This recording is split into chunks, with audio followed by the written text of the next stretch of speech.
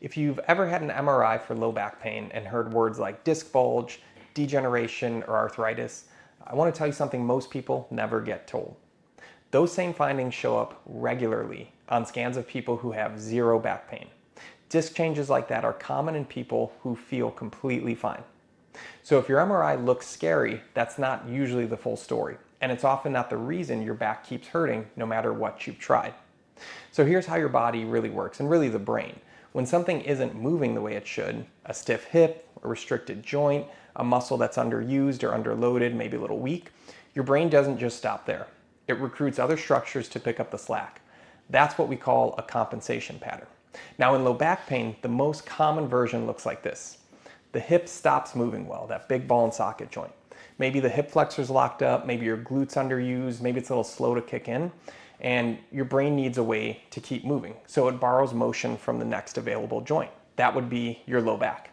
Now your low back's starting to do a job it was never built for, day in and day out. Eventually, it complains. So when you treat the low back, whether that's stretching it, adjusting it, injecting it, you're really treating the area that's overworked and not necessarily the reason it's overworked. That's why nothing fully sticks. Now here's something worth correcting because you've likely heard it before. Your glutes are not necessarily asleep, and a tight hip flexor doesn't somehow switch them off. That's an overused soundbite, and it's not how the body and brain work. Here's what's really happening. Most of us sit for hours every day, whether that's in the car, the desk, at the couch.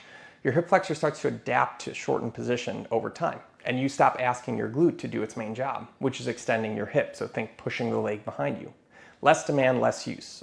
Over months, that starts to add up. Now your glutes are underused, slower to kick in, and out of rhythm. So when you stand up, when you walk or bend forward to pick something up, your glute should really be the first thing that the brain reaches for to extend the hip. But it's weak, it's slow to respond, and your brain starts to borrow from somewhere else. And the easiest place to borrow from is your low back, your lumbar spine. That's a real mechanism. That's not a switch flipping off, a strength and timing problem that quietly shifts the workload onto your low back. That's what's happening.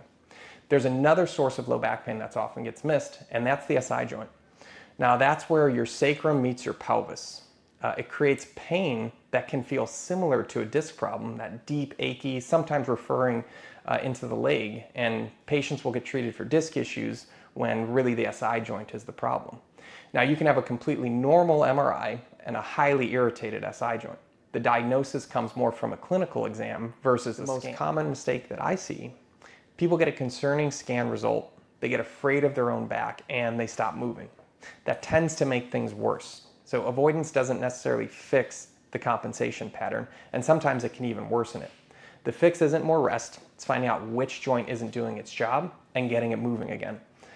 You know, I've heard phrases like I've had low back pain for years, tried everything, nothing sticks.